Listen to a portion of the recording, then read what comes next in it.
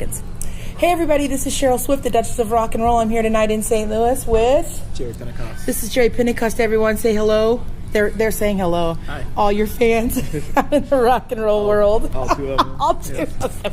That's not true. So Jerry and I met, officially met a couple months ago. What was the bowling alley? The Pin-Up Bowl here in St. Louis. No, it was almost a year ago. Was it really Yeah. that long? Yeah, it was like February, I believe.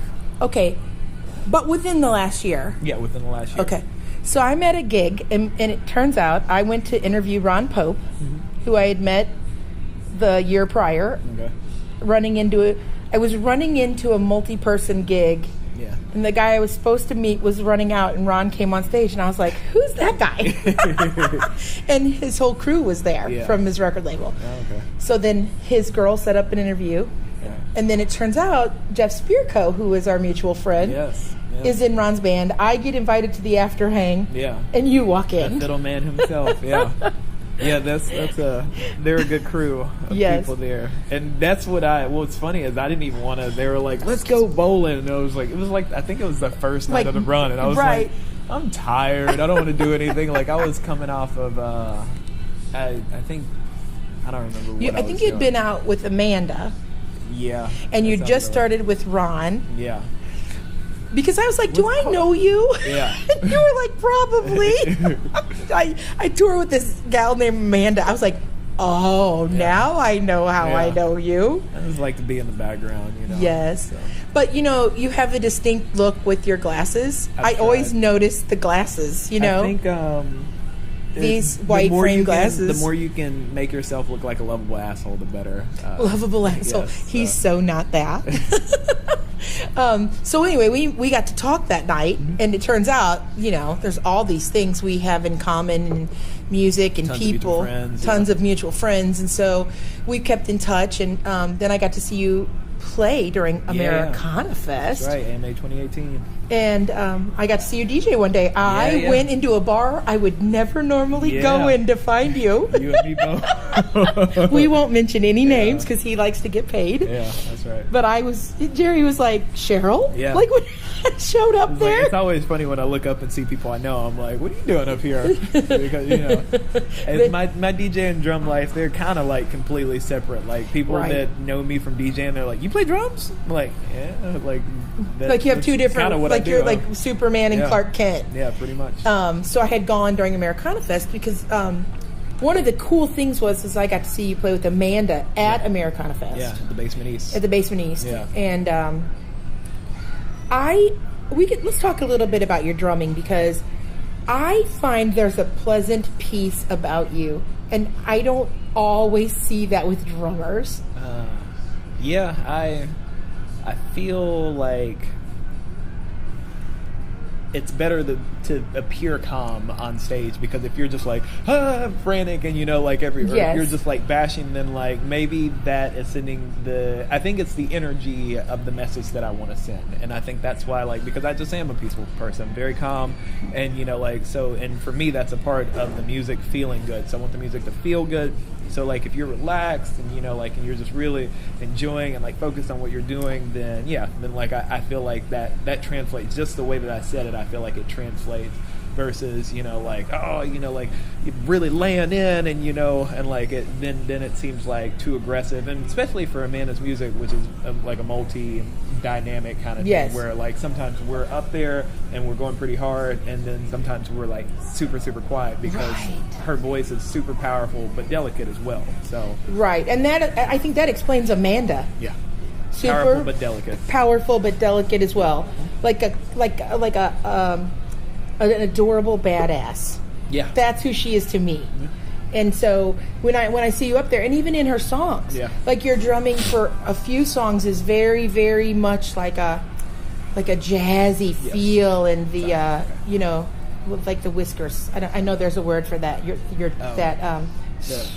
Stirring the pot, or the soup, or whatever you want to call it, And so there, I just love watching you drum because you seem happy, and not all drummers seem happy to me. Well, I'm happy to be alive. Number one, and I'm very fortunate to get to do what I do with the people that I do it with. Yes, but I do I grew up liking jazz. You can hear the influence. Yeah, but I don't play any jazz. Like I wouldn't go and be like, all right, let me go sit in on this jazz gig. Like I tell my friends, I'm like, if you need somebody, call everybody in your phone. And if they can't do it, call them again. And then if they still can't do it, then I'll help you. But other than that, I love to play it, but I just, there are things, I know what I'm good at. And so, I try to stick towards those things. But it does end up coming out in my playing because, jazz has, a really cool, bounce to it. Yes. And I feel, there's it's almost like jazz is cool, and I'm not saying that I'm cool, but I'm, that's kind of how, it's when I'm thinking of drum parts or patterns or just an overall feel, I want it to feel cool. I want it to feel good. I want it to sound good. You know, but feel is king, man. That's everything. Right. So let's talk about, you're on tour currently with Amanda Shires, who I love. Off Broadway tonight. Yes, which this won't air for a few days, but they're starting. The tour's starting tonight. Well, this is the last run of the year. So last run. 4 shows. Yeah. So some people call it a tour. They're like, man, we're going on tour. It's like they're just playing 2 shows, but they're on a run of the tour. It's the last 4 shows of the year, but we've been on tour all year, and they've been comprised anywhere from 2-week runs all the way to 3 and 4 week runs, but for the most part, they've been 4 days to 4 weeks. So just on and off all since April. Right. And I know you also toured this year with Ron Pope. I did. I played a few. Did I do any shows? Yeah, I did. Wow, that was in February. Yeah. Okay, so that's when we met. I was on that last leg of his, the Work Tour. Yes, the Work record Tour. that he had just put out. So, yeah. So, and then Americana Fest. Let's talk about that a minute. Yeah. So you were like a water bug, which it turns out it's not just Jerry. You need a helicopter to fully engage in Americana Fest. Yes. I utilized Uber more than I ever have in my life that week. I bet. I would park at Music City Center and just Uber. Yeah. I'm a true Nashvilleian, so my heart won't let me Uber because I'm I still think I can get everywhere in 15 minutes. I know where all the parking spaces are. And just I'm carrying my gear. Yeah, you can't. I was late to almost every gig that I did. So other than the awards, I was late to every gig, and it was because I was coming from another gig, or in Amanda's situation, we played the Basement East, and we had a lot of technical difficulties, so we ended up starting 30 minutes late, which put me 30 minutes late going to Roberts to do my 10 to 2 there, so we didn't start there until almost 11 o'clock. But I think that happens to everybody at Americana Fest. Yeah, no, because that's it. Everybody's like, what are you going to do? And some of my friends were like, you didn't show up for our set. And I'm Nashville. Luckily for me, I was like, what are they going to do, start without me? Right. You're like, I'm the drummer, so good luck with that acoustic set. No, I'm just kidding. But yeah. So it worked out. And then you were up for Instrumentalist of the Year. I was. In a category with my friend Daniel Donato, who I love Daniel. Daniel's I love great. that kid.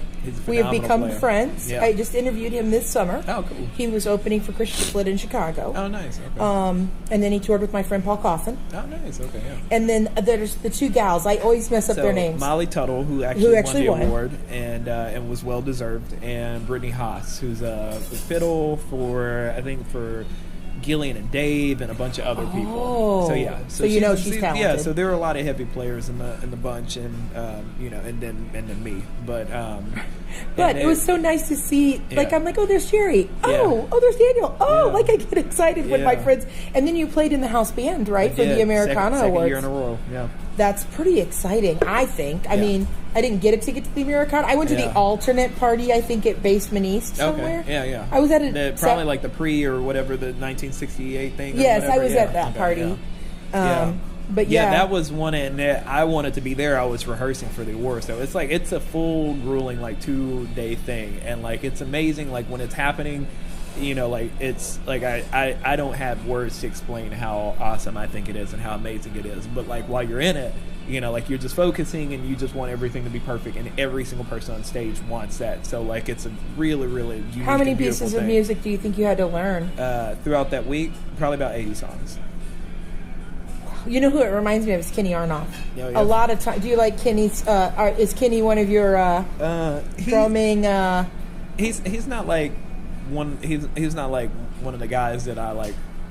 Your go-to guy? Yeah, well, like I looked up to him, and like I liked what he did. I liked his work with the Smashing Pumpkins, and I liked, you know, like he was one of those dudes. He's a top dude in LA. So you know, like, so if anybody was playing a late night show or anything like that, and they didn't typically have a band, Kenny was there. Yeah, he was the dude that was playing on drums, and you know, like, and for him, Kenny, for me, he was the first dude that I ever recognized as having, like, he had a signature snare drum by Tama.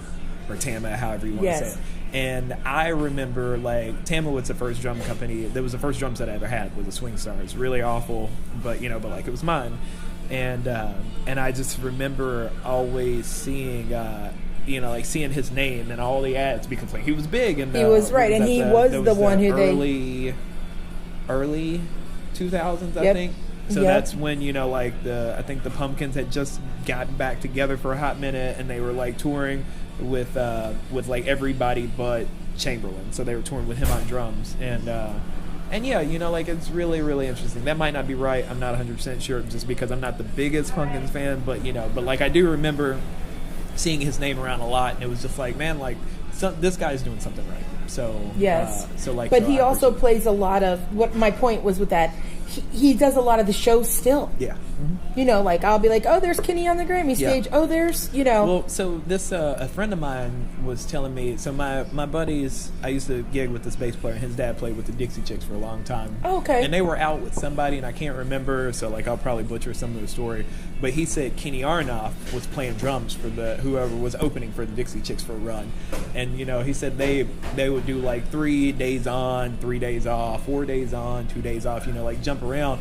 And he said, you know, like, on their days off, they would never see Kenny, and it's because he was flying away from the tour to LA and do sessions and then fly back to the tour. And I was like, that's the life I want right there. I was like, that's I've never seen a harder working person than I want to be busy, and you know, and it's not even about being busy, you know, like, it's meaningful, you know, like, I want to, you know, like, share things with other people, and like I like to do that in a record sense, so right, or you know, like a demo or whatever. But you know, but I was like, when he told me that, I was like, man, like, to be that in demand, like, that's so cool. So like, that's something that I'm always striving for. I don't think there's, I try to be a yes man, try to never say no.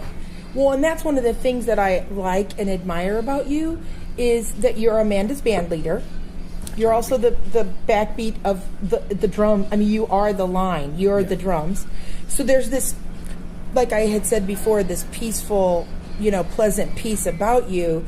But there's a calmness about you that lets you be the organization and the leader. And I think that's intriguing. Yeah. I think it's just, you know, if you're hysterical, or, you know, like, if you're undependable, or if you're aggressive, like, it's really hard to relinquish control, you know, like, to feel comfortable with somebody being in charge. It's like, ooh, this is, you know, like, the guy that might fly off the handle at any minute, that's the guy that, you know, so like, in order for people, and it's not anything that I try to be, like, I just, you know, my dog just sleeps all day long, and it took years to train her to be like that, because, you know, like, we're calm at my house, you know, like, we play when she wants to play, but like, for the most part, she knows that, like, we just hang out, we're gonna chill, you know? yeah. So yeah, and like, that's like a big part of it for me. Like, it's not trying to be anything that I'm not. Like, I just, you know, like, I want a calm environment. I want people to enjoy themselves and have fun. So, like I said, I think if you put those things out there, they just translate for themselves. Right. Oh, look at us, 15 minutes. Yeah, 15 minutes. We got a gig to do, people. So, do you have your own website? I didn't even look that up. I don't. You know, like, I like to. I don't think you do. Yeah, I like for it to be word of mouth. You know, like, like I said, I hardly like to say no. It really, really has to be, you know, like, serious business for me to say no. Yes. But yeah, you know, like people know where to find me. So. Ron Pope, Amanda Shires. Yeah, you know, all over any given Sunday on Nashville. Yeah, and if you got any of their numbers, then they know how to get in touch with me. So, but the people who know how to get a hold of Jerry can get a hold of Jerry. Well, I'm on Instagram, so you know, like I respond to DMs on Facebook. I respond to messages. Sometimes it'll take me all day, but you know, like because you're busy.